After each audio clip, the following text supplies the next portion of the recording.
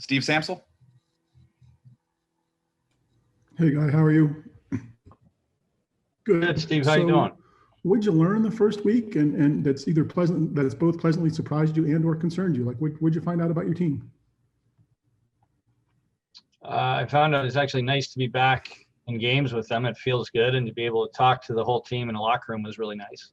But what we learned, I'm not sure it's learned. I think you can anticipate this. Is obviously we have a lot of work to do in a lot of different areas. That was sort of like having jumping into Big Ten play was a little bit like having your first exhibition game after you haven't done much with a lot of, with a pretty new team. So what we learned is we have a lot of work to do.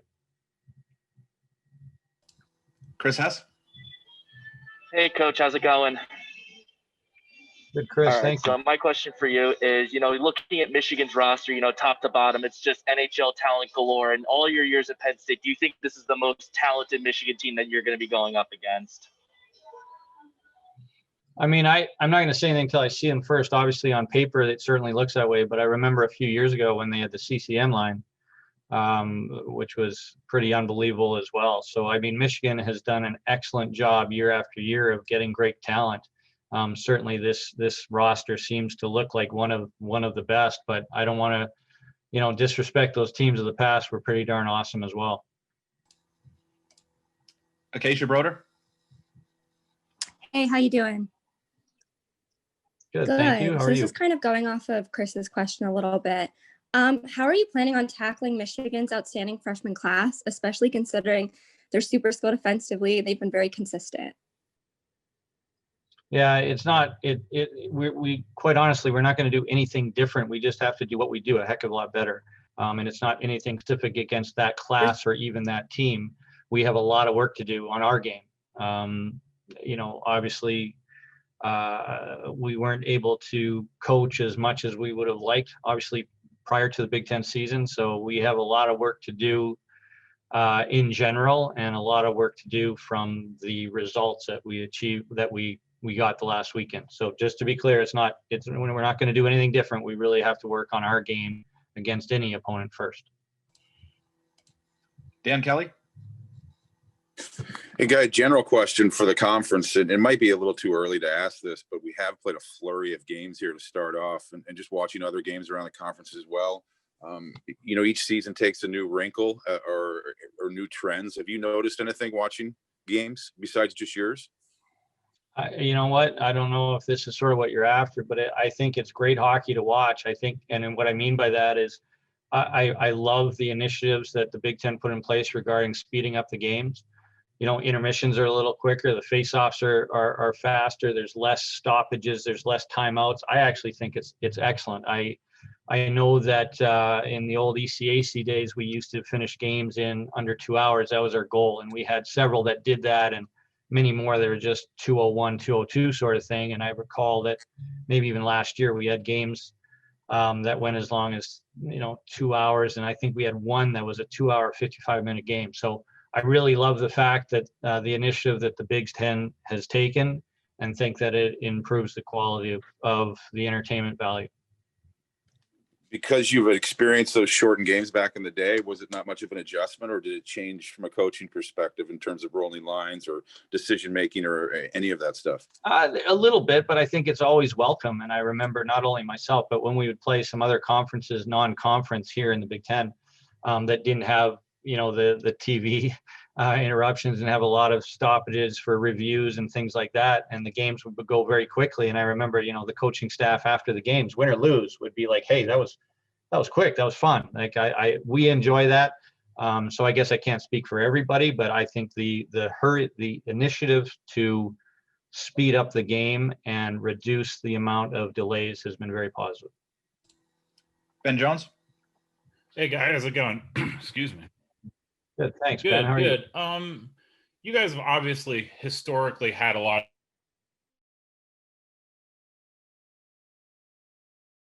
of Ohio State over there just because they've been around for so long. Does that still pose recruiting challenges? I think there was maybe an assumption that you guys would start winning and then suddenly everything would be easy. That obviously is not how recruiting works. What are some of the challenges that you guys face on the trail right now?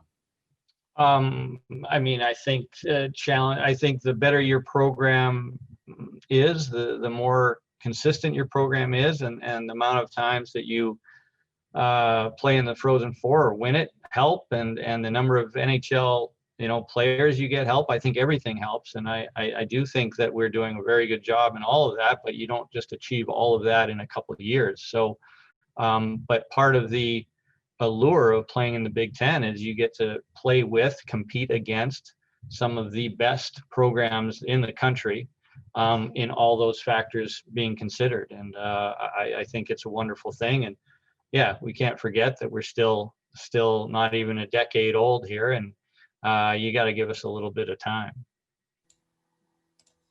Conor Donahue. Hey, Coach, how's it going? Good, thank you.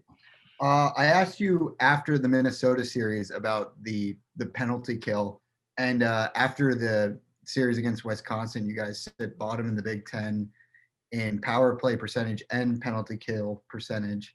What has been the biggest issue for you guys on special teams, and what do you want to see improve with the Michigan series coming up? I guess I'd probably have to say coaching. I mean, we haven't coached them well enough. It's true. I mean, we've been exploited both on defending the rush and defending in zone, and our power play hasn't got it done. I actually thought the best power play was probably the first one we had in Minnesota. We had pretty good looks, but didn't score. I know we got one later, but look, from all specialty teams perspectives in all areas, we have to do a much better job, and that's a coaching issue. David Melandra. Hey, Coach. Got one question for you. Is like, how do you think the players have adjusted so far, especially playing in front of empty arenas? I think pretty well. I've asked a couple of them, and I've heard some of them give a similar answer, that once the game really starts, you don't really notice it. And I felt that personally. I guess when you get out, you take a look around, but once the puck drops, you really, at least as far as I'm concerned, that's as normal as I've felt in probably since April, is when you're on the bench coaching. That's as normal as I've felt, and it felt great. And I really didn't notice the fans too much after the puck drop. And I believe that I've heard similar answers from the players. David Eckert. Hey, Guy, how you doing? Good, thank you. How are you? When we've asked you about some of the defensive issues that you've had in the past, you always talk about that it's a team thing. It's not just your decor. It's not just your goaltenders. So when you have a 4-game sample like you just started the season with, where, certainly the defensive numbers are not as good as you'd like them to be, where do you kind of look for answers moving ahead here? Yeah, two things. One is similar to our specialty teams. I mean, we haven't coached well enough. We haven't had enough time with the team. We haven't been able to, we haven't coached well enough, period. The bottom line. And then that being said, I know that if you talk to both goaltenders, not in Minnesota, I thought both actually played very well in Minnesota, but for Wisconsin, I think both Oscar and Liam, I think it's fair for me to speak for both of them that they certainly did not have their best games and would have to do better. But number one is we have to coach better. We have to we have to do a better job, period. And that's not just goaltending or D, that's as a team, and certainly to give them the structure and reps and understanding to know what's going on. And I haven't done a very good a job of that. I'm not very good on Zoom, as you guys have figured out. Jake Starr. Hey, Coach. So when you look back on the first road trip of the season, what kind of challenges did being away present for you guys that maybe you didn't expect it would before the season? Yeah, it was interesting. It was so first of all, I got to tell you, Justin Rogers does an amazing job. He really does. He has been a rock star through all of this, and he is our athletic trainer that's also on the committee for return to play. And really, it's him that is responsible for instituting and keeping accountable all the additional protocols that are coming at us. And I mean, the challenges that you don't normally think of, or even eating as a team, is very, very different. It looks very different now than it did in the past. where you know, how you dress, how you meet as a team, how you talk to the team, how long you can meet for. All those things are very different. But I got to be honest, he's done a great job. He's prepared us as to what we have to do to try to be as efficient and effective as possible. So to answer your question, many things are very different, from eating and meeting and traveling, obviously. Yeah, it's been an education. Acacia Broder. Hey, so this is kind of a two-part question, I guess. So I guess along with 3 of the Berger brothers, you've also had 2 of the Audio brothers go through the program. And are they similar in any way, or do they bring very different things to the table, you know, besides the fact that Oscar is a goaltender and Eric is a defenseman? And I guess furthermore, what has it been like having both of them in the program? Yeah, sure. It is different because their positions, obviously. Being a skater and goaltender are much different. But what is absolutely similar is they're extremely intelligent, polite, positive people. They really are. And they're both excellent students, like excellent top students. And they're top people. They're both extremely popular with the team. They're wonderful to deal with. Again, they're always humble, very, very polite, very team and positive oriented. And so that's been the similarity. On the ice, it's very difficult because their positions are very difficult. But I can tell you, as the standard of quality which they bring to your program is top notch. I got to tell you, they're just absolutely top notch. Ben Jones. Hey, Ben, can I interrupt you real quick? Sorry, man. To answer the last question too, I talked about, you know, eating and meeting and dressing, but you know, another thing is that like I think the Big Ten has done a great job with testing. So we get tested every day, and you have to juggle it. We're not the only sport playing on campus. So I tell you what, they've done a tremendous job making things as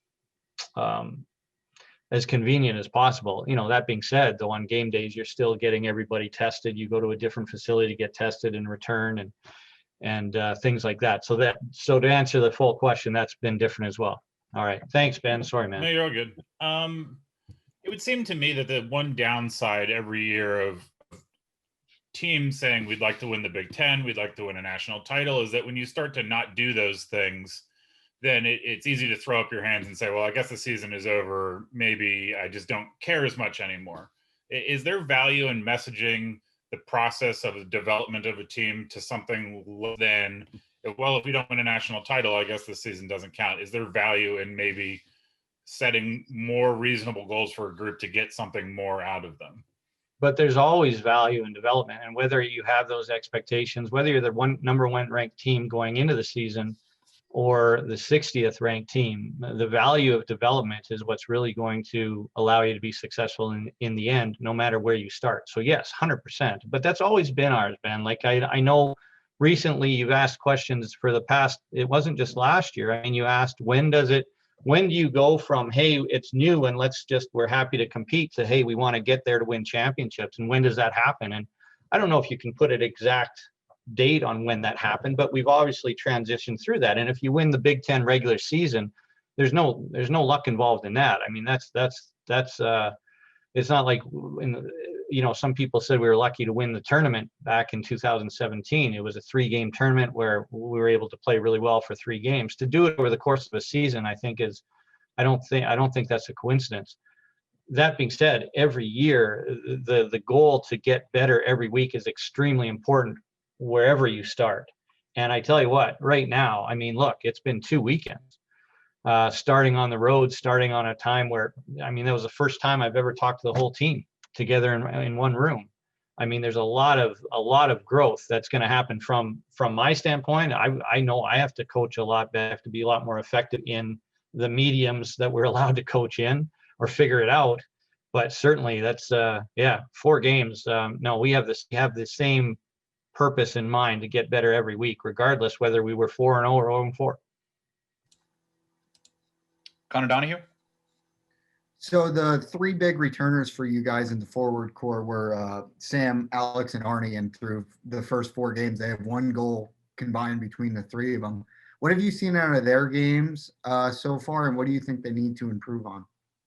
Yeah, so if you look at, I think the most consistent or best line for us so far has been Connor McMenamin, Arnie, who you mentioned, as well as Kevin Wall. And the one thing is they are the one line that is all played together. Our systems, our concepts, etc. So it's not easy to play. You know, we didn't have exhibition games. They didn't have they didn't have any ice in the summer. They didn't have a lot of coaching to begin with. But you have to develop some synergy. And so I don't think it's any accident that our best line anyway was the way we play is with three guys that have already done it. So I know that Alex and Sammy are playing together, but their centerman is, although very experienced in college hockey, not with Penn State hockey. So I think it takes some time. I mean, I really do. I don't think it's fair to say that, that they should all have the synergy that we expect. I think it's too early for that. So I understand the concern. Obviously, we would have liked to see different, but it's too early to say that things have to change with them. David Melandra. Hey, Coach, got a couple follow-up questions for you. One, before the season started, when the Big Ten came out with the 21-day protocol for quarantine if a player tests positive, have you come up with different line combinations to prepare if that scenario were to happen? Yeah, we've actually, through the preseason that we've had, have used different combinations for two reasons. One, the one you brought in, because I think you have to have guys prepared for playing with different guys, whether it's COVID protocols or injuries in general, but also because we have so many new guys that we do have to find new synergies. So it was sort of by design and by necessity. And also the second, both at forward line and D pairings as well. and second part to the question would be is, as you've seen lately with college basketball, teams are adding games to the schedule. Have any teams reached out to you about potentially adding you to their schedule? No, but we have. I think the Big Ten, again, has done a pretty good job of trying to organize the schedule so that if there are cancellations, that you do have some time to make them up in the future. David Eckert. Yeah. Guy, when you have this kind of stretch, this 0-4 stretch that you had to start the season, and you have all the circumstances, obviously, that you've talked about that you're dealing with, whether they're COVID related or, you're banging in all of these new guys who haven't played here before. I guess my question is, are you coaching these guys with the same tone this week as you might have, had they had an 0-4 stretch in 2017 sometime, or are you changing your tact a little bit? Yeah, no, you don't. And I'll tell you why, is that, a month ago, everybody's concerned, and as they should be, is what are you doing with COVID? What are you doing? COVID. How do you do this? How do you do this? How do you do this? And it's all very much in the forefront until you play. And then it matters if you win or you lose. It's really interesting. And that's the case. And that's so, and as I said, fortunately, we have someone, Justin Rogers is just tremendous. And that being said, we as a coaching staff we don't have to deal with that because he's so good and he does. But I tell you what, and the health and safety of our student athletes is always number one priority, always. And that doesn't change. But it's interesting that it starts as all you talk about until you lose a game. and then all of a sudden you talk about a lot of other things. Jake Starr. Coach, what was the message to your team like after a game like last Monday where you outshoot Wisconsin by a ton, just outplay them on the ice, but the results on the scoreboard don't reflect that? Well, I don't know if I agree with we outplayed them on the ice. I think that we had two very good first periods, but we had some big mistakes that gave territorially we might have for two periods, but certainly not in grade A opportunities. So there's a difference. There's you can play really well territorially and not give up grade A's, or you could do it like we did, play pretty well territorially and give up a couple of grade A's. And that's a coaching issue. We have to spend more time on it. But that being said, I thought we had a very poor third. That was far from a complete hockey game. So anybody that looked at the overall game and say, gee, it looks like Penn State played great and lost that one, I don't agree with that. I thought we played pretty well, with some huge mistakes for 2 periods. But the third period was, if you look at what's expected of Penn State hockey, was, in my mind, very poor. Conor Donahue? Who starts in goal on Wednesday? Do you know yet? Yes, they don't. So I can either tell you and then hurry up and tell them so they don't read it from you, or I can just not tell you. Your You call. could wait and tell them if you want.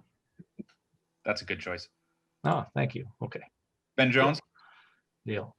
The guy across the parking lot from you has done a good job this year of reminding everyone that the lack of continuity makes things difficult. I mean, how much harder is it to be good in a year when you guys can't get in the same room, when you don't have, the same guys together? Maybe, your defense isn't what it wanted to be in the past, but at least the guys had been on the same page before, they played together. I mean, how hard is it right now to get good? Well, the information, I think there was a question at the very start of this, is what did you learn? And honestly, what I learned is that I haven't figured that part out. I've done a very poor job. I'm sure there's other coaches that are dealing with the same thing, that have figured out how to be more effective on Zoom or whatever, however they're doing things. Like I have done a very poor job of coaching the way I coach with the limitations that we have. That's what I've got to figure out. And we've after this road trip, we're trying to put in different things to try to make it more like it, to be able to coach more similarly like we have in the past. So look, it's true, but I think the answer is we have to be more innovative.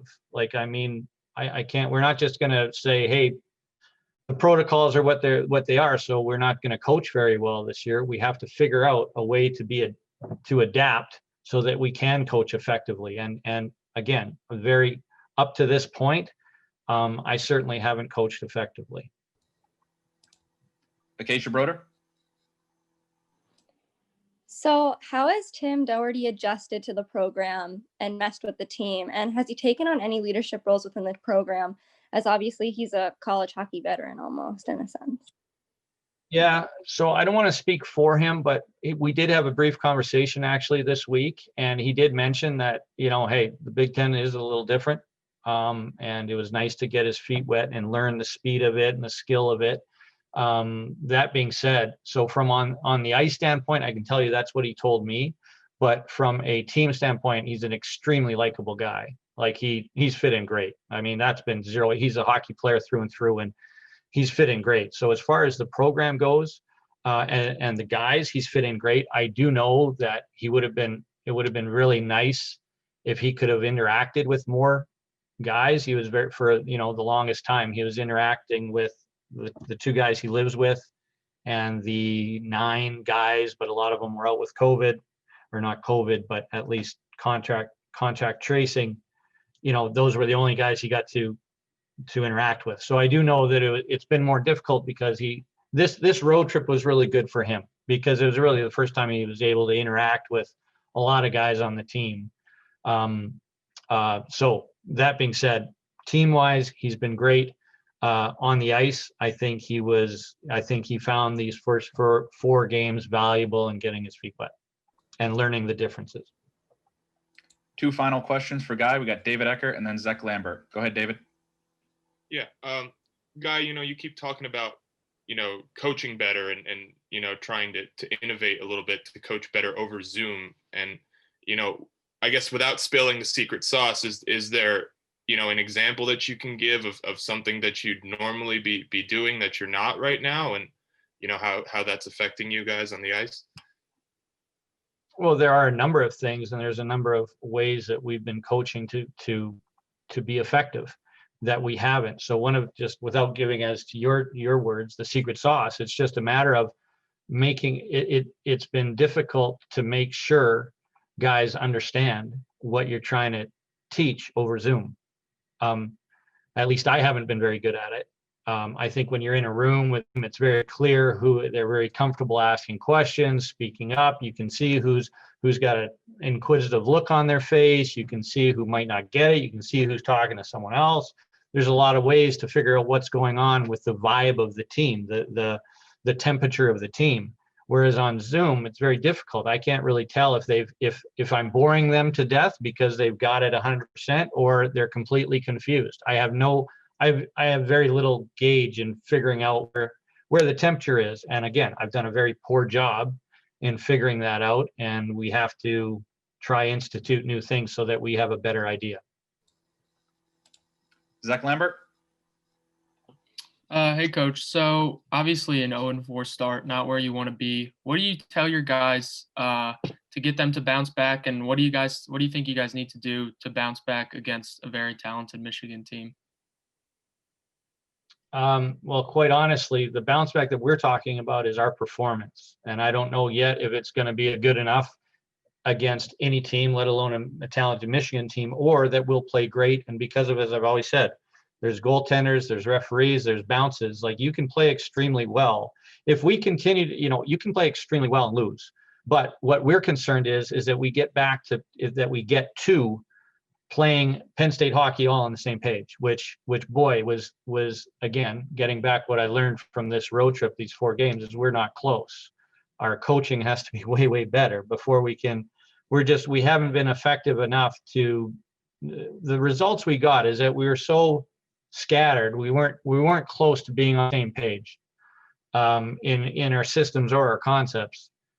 That's what I want to see, and I'm optimistic that if we can do that at a high level, we give ourselves to have success against a Michigan. If we continue to do it at a low level, then I'm not sure I'm not sure it matters who we play. We will not have that success. And I would rather see continuity, I guess, to borrow Ben's word, with our team, and maybe not have a positive result than have a positive result and continue to be all over the place.